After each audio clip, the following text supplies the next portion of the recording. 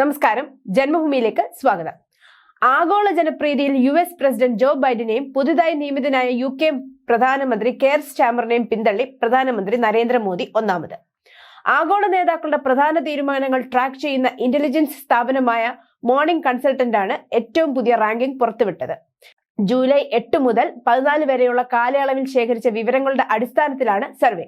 സർവേയിൽ പങ്കെടുത്ത ഓരോ രാജ്യത്തെയും മുതിർന്നവർക്കിടയിലെ 7 ദിവസത്തെ ചലിക്കുന്ന ശരാശരി കാഴ്ചകളാണ് റേറ്റിംഗുകൾ പ്രതിഫലിപ്പിക്കുന്നത്. സ്ഥാപനം അതിന്റെ വെബ്സൈറ്റിൽ പറഞ്ഞു. ദ്രുതഗതിയിലുള്ള വിവരങ്ങളുടെ വ്യാപനവും സോഷ്യൽ മീഡിയയുടെ വ്യാപകമായ സ്വാധീനവുമുള്ള ഒരു യുഗത്തിലാണ് നമ്മൾ ജീവിക്കുന്നത്. പൗരന്മാരെ വിവരങ്ങളുടെ നിഷ്ക്രിയ സ്വീകർത്താക്കളായി മാറ്റുന്നു. അവർ തങ്ങളുടെ നേതാക്കളുമായി സജീവമായി ഇടപഴകാൻ ശ്രമിക്കുന്നു. അവരെ ഉത്തരവാദിത്വത്തോടെ നിർത്തുകയും അവരുടെ പ്രവർത്തനങ്ങളിലും ആശയവിനിമയങ്ങളിലും ആധികാരികത ആവശ്യപ്പെടുകയും ചെയ്യുന്നു. ഈ ഉയർന്ന ഇടപെടലുകൾ വിവിധ ആഗോള വിലാസങ്ങളുടെ അംഗീകാര റേറ്റിംഗുകളിൽ പ്രകടമാണ്. ഇത് രാഷ്ട്രീയ വ്യവഹാരത്തിന്റെ പൊതു ഇടപെടലിന്റെ വർദ്ധിച്ചു വരുന്ന പ്രവണതയെ പ്രതിഫലിപ്പിക്കുന്നു. മുൻ സർവേകളിലും ആഗോള റേറ്റിംഗിൽ പ്രധാനമന്ത്രി മോദിയായിരുന്നു ഒന്നാമത്.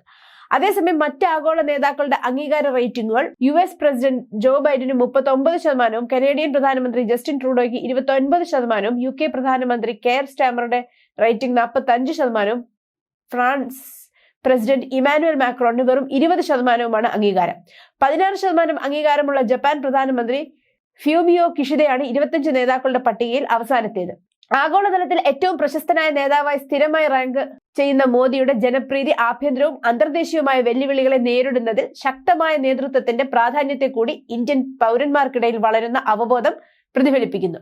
ഗ്ലോബൽ ലീഡർ അംഗീകാര റേറ്റിംഗുകൾ വിവിധ രാജ്യത്തിലുടനീളമുള്ള രാഷ്ട്രീയത്തെക്കുറിച്ച് ആകർഷകമായ ഉൾക്കാഴ്ചയും നൽകുന്നു. 2024 ജൂലൈയിലെ ഏറ്റവും ജനപ്രിയമായ 10 ആഗോള നേതാക്കൾ ഇവരൊക്കെയാണ്.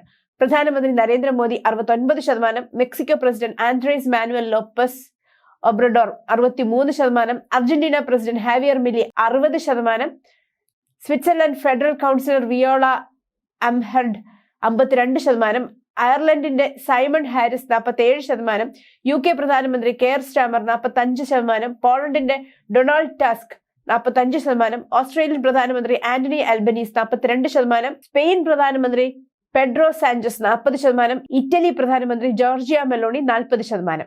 News desk, Janmabhumi.